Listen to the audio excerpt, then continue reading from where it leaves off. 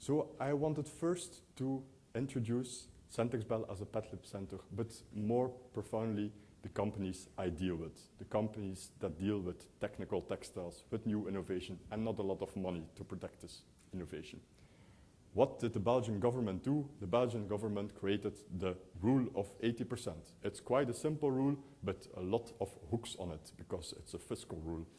The rule of 80% says simply, if you have profit from a product that you sell over a given time, and this profit is based on a product that is patented, well, 80% of your profit can be deducted from your taxes. So if you let it fall a little bit, it's quite a lot of money. Yeah? If you think about it, you sell your product, 80% of the profit you can deduct for your taxes. It can be quite a lot of money. Why would the Belgian government want to create this? Because actually, if you diminish the taxes of the companies, then the Belgian government does not have enough money anymore to do all kinds of other things.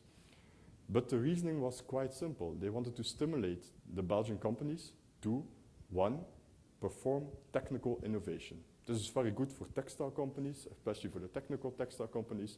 They want to have a lot of innovation, so this is actually supporting this technical innovation. Because with the innovation, then you can do intellectual property, so it will be protected. And the other thing is, they want the companies to obtain intellectual property so that they can generate a knowledge-driven, a knowledge-performing industry. It's something that's a lot of talk on the news, I think in almost every Western European or Eastern European country, that you have a lot of talks about going from a production-based economy to a knowledge-based economy. And this is a ratio legis, a why would they want to stimulate it actually to go to this knowledge-driven economy. And in the end, it's also a European question as well, a European incentive, but I think you can find a lot of things in European legislation.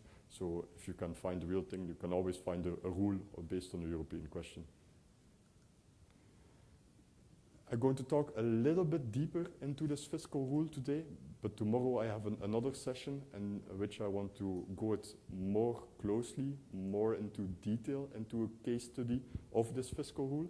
But I want to give some ideas what this fiscal rule is about. It's created in 2007, and the first assessment year that it was possible to use it was 2008, and it is based on the revenues of patents that is created by products or services by a Belgian society. It cannot be used before 1st of January of 2007, so it was not applicable before that. The article name is 205 WB, so it's a kind of Belgian law. It is not applicable on patent application. It's only applicable on really patent documents, not on the application documents. It's also usable for licenses. So if you take a license for a third from another company, it's also possible to use it to deduct from your taxes. However, some special deductions apply there. I will go into more detail there as well tomorrow.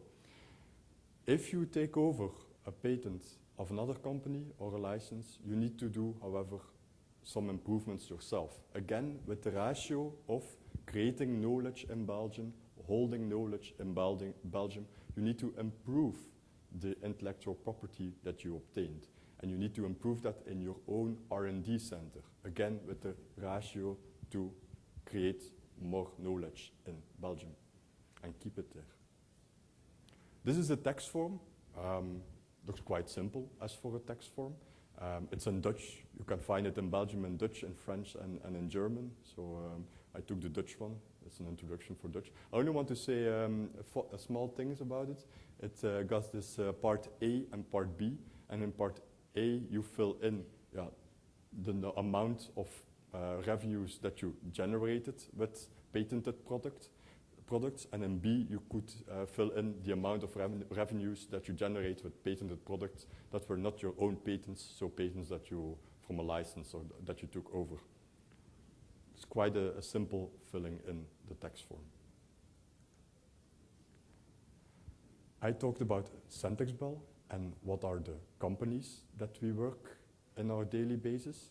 I talked about the rule of 80%. I introduced it roughly, but tomorrow I want to go more into detail in this specific rule. I think it's a very interesting rule. If you go to most textile companies and you start explaining them, you see at a certain point, if you talk about 80% deduction of their profit tax, that their eyes go wide open and they see the dollar signs into their eyes. So they especially like this rule. So I was wondering, can you find rules, the similar rules in other European countries? And yes, you can, because Europe is much bigger than Belgium. And if you look more specific to countries that surround us, then for instance, we have in the Netherlands the so-called innovation budgets, which is quite a similar system.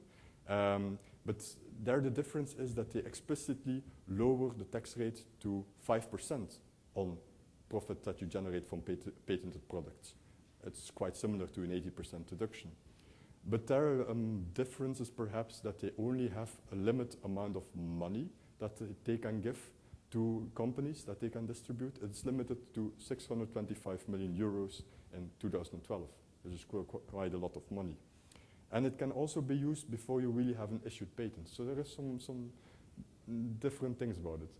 However, quite interesting, if you look at the Dutch website and you go and surf a little bit, then the Dutch tax office advises the company to come over and have a talk with the tax people.